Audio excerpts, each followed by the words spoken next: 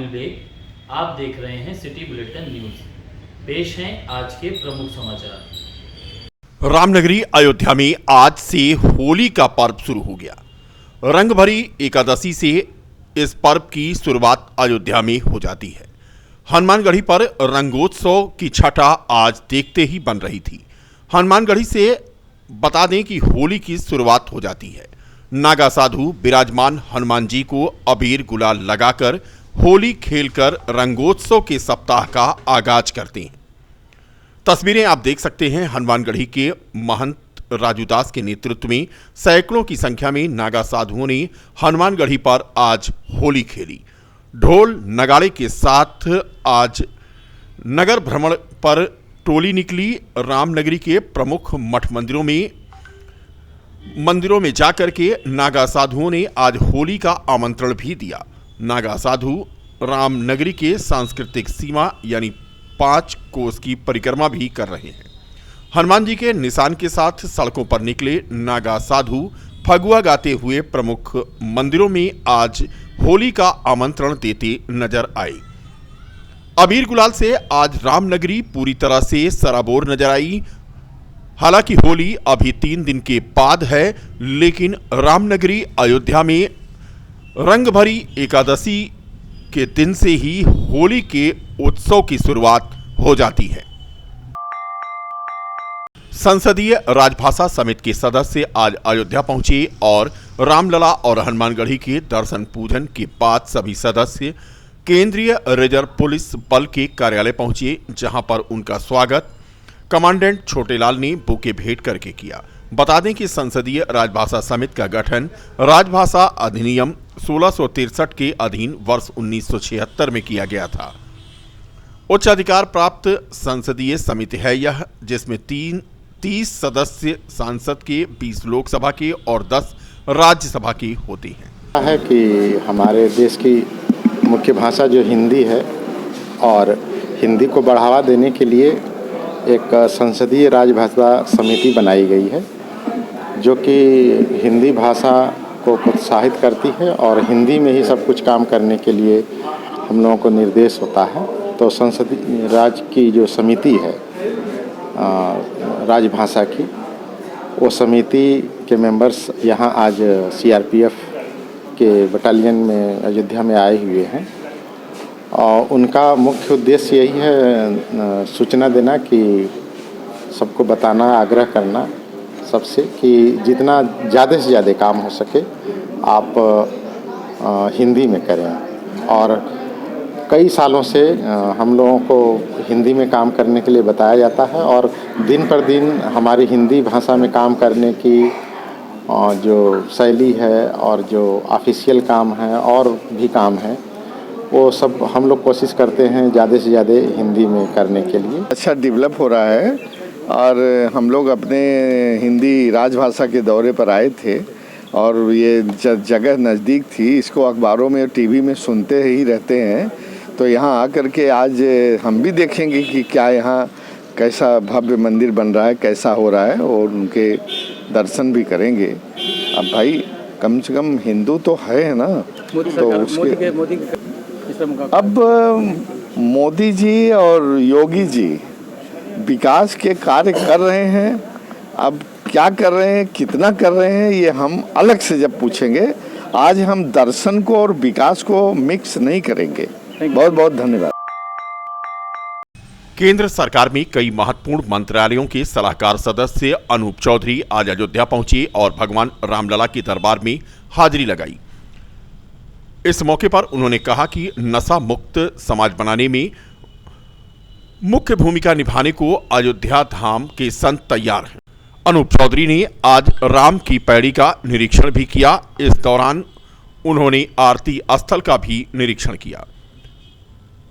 बता दें कि नशा मुक्त समाज अभियान की शुरुआत रामनगरी अयोध्या से होनी है और इसमें मुख्य अतिथि के रूप में केंद्रीय राज्य मंत्री आवास एवं शहरी विकास कौशल किशोर शामिल होंगे।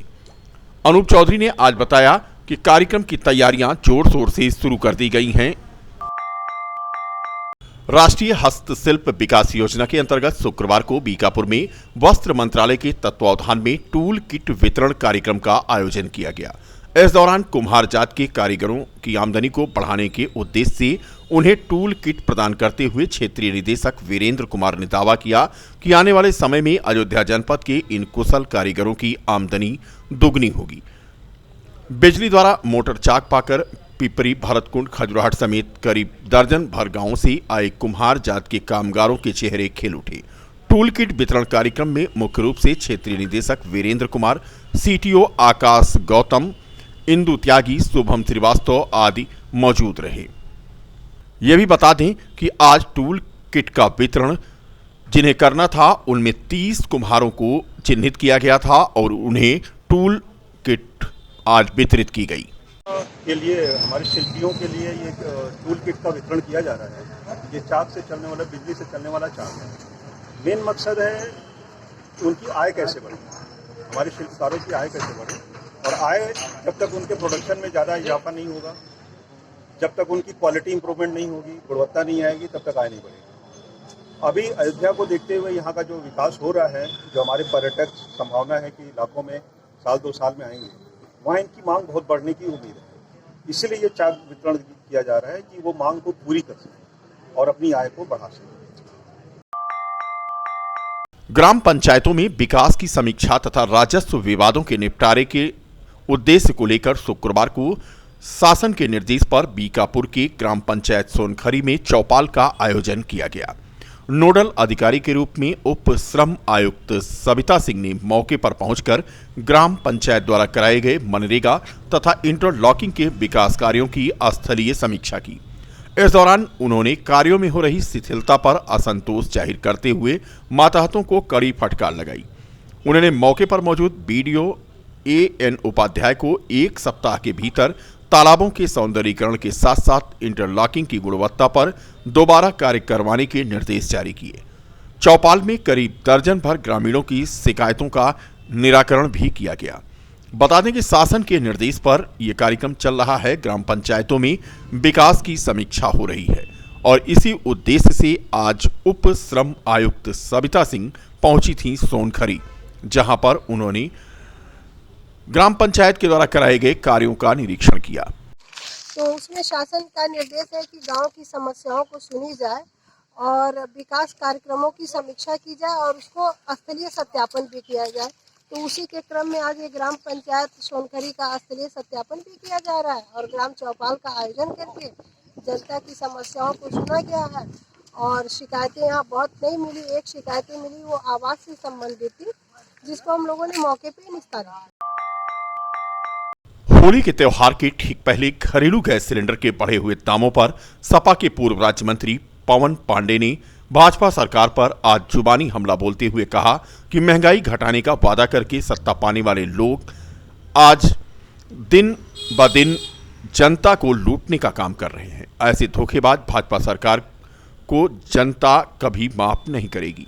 आगामी चुनाव में ऐसी जनविरोधी सरकार को सत्ता से बाहर रखने का काम जनता करेगी। सरकार चाहे देश की सरकार हो चाहे प्रदेश की, ये हमेशा पूरे प्रदेश को ठगने और छलने का काम कर रही है। यही जब चुनाव था तो भाजपा के लोग बता रहे थे घोषणा पत्र में फ्री सिलेंडर देंगे, और आज जब होली का त्योहार है तो सिलेंडर का दाम बढ़ा रहे हैं। लगातार सिलेंडर का दाम, पेट्रोल का दाम, डीजल का दाम, गैस का दाम, ये बढ़ाने का काम भारतीय जनता पार्टी की सरकार कर रही है। भारतीय जनता पार्टी की सरकार प्रदेश और देश की जो जनता है उसे ठगने, छलने और लूटने का काम कर रही है। हर तरफ अराजकता है, गुंडाई है, भ्रष्टाचार और महंगाई है। आने वाले समय में इस देश और प्रदेश की महान जनता भाजपा सरकार को हटाएगी, इनके जुल्म, अत्याचार और महंगाई से निजात दिलाएगी जनता। फागुन माह में खाटू श्याम महोत्सव के उपलक्ष्य में राम जानकी मंदिर, खाटू श्याम मंदिर में पूजा अर्चना कर शोभा यात्रा निकाली गई। यह शोभा यात्रा पिछले 20 वर्षों से निकाली जाती है, जिसमें जिला पंचायत अध्यक्ष प्रतिनिधि आलोक सिंह रोहित शामिल हुए। रत्ना जायसवाल ने बताया कि शोभा यात्रा फतेहगंज राम जानकी मंदिर से निकलकर खाटू श्याम मंदिर पर समाप्त होती है। शोभा यात्रा में 2 दर्जन से अधिक महिला, पुरुष और बच्चों ने हिस्सा लिया, फूलों की होली खेली और शोभा यात्रा में शामिल नैन्सी जायसवाल ने बताया कि प्रतिवर्ष की भांति इस वर्ष भी फागुन महीने में यह शोभा यात्रा निकाली जा रही है, जिसमें सभी एक साथ मिलकर फूलों की होली खेलते हुए शोभा यात्रा निकालते हैं। आज एकादशी है, उसके उपदेश्य से हम लोग यहाँ पे यात्रा निकलती है। हम लोग फागुन मनाते हैं और होली खेलते हैं। फूलों की होलियाँ होती हैं और श्याम जी का श्रृंगार होता है उसमें और आरती होती है। बहुत अच्छा रहता है यहाँ पर यात्रा करना और सब लोग बहुत खुशी से इसको मनाता है। प्रयागराज हाईवे पर चौरे बाजार के समीप स्थित परोमा गांव के पास एक बाइक सवार अज्ञात वाहन की चपेट में आकर घायल हो गया। कोतवाली बीकापुर के पकड़ी दुर्गा दासपुर निवासी 22 वर्षीय राम प्रकाश पांडे अपनी बाइक से चौरे बाजार से बीकापुर की ओर जा रहा था कि परोमा के पास अज्ञात वाहन ने उसे टक्कर मार दी। बाद में उसे अस्पताल में मृत घोषित किया गया। रुदौली तहसील क्षेत्र के मवई ब्लॉक में अपनी मांगों को लेकर भारतीय किसान यूनियन का अनिश्चितकालीन धरना प्रदर्शन जारी है। धरने में अपनी मांगों को लेकर लड़ रहे 80 वर्षीय किसान की आज अचानक तबीयत बिगड़ गई, जिससे भाजपा कार्यकर्ताओं में अफरा तफरी मच गई। धरना स्थल पर मौजूद किसान कार्यकर्ताओं ने तुरंत नजदीकी डॉक्टर को बुलाकर इलाज करवाया। बता दें कि संगठन अपनी मांगों को लेकर के मवई ब्लॉक में निरंतर धरना प्रदर्शन कर रहा है। स्कूली बसों की फिटनेस चेक करने का कार्य संभागीय परिवहन विभाग ने शुरू कर दिया है। संभागीय परिवहन विभाग अयोध्या की आरआई प्रेम सिंह ने आज गुरु नानक स्कूल पहुंच करके यहां की एक बस की फिटनेस और उसकी वैधता की आज जांच की। तस्वीरें देख सकते हैं। आरआई प्रेम सिंह आज गुरु नानक स्कूल पहुंचे थे और स्कूल बस की जांच की। लगातार स्कूल की बसों की जांच की मांग लोग उठा रहे थे। इसी कड़ी में यह अभियान आज से शुरू किया है आरआई प्रेम सिंह ने। फिटनेस अभी तक नहीं कराई गई है। ऐसे स्कूल के वाहन जो कोरोना काल से अभी तक खड़े हुए हैं और संचालित स्थिति में नहीं है, उनकी फिटनेस अभी बची हुई है।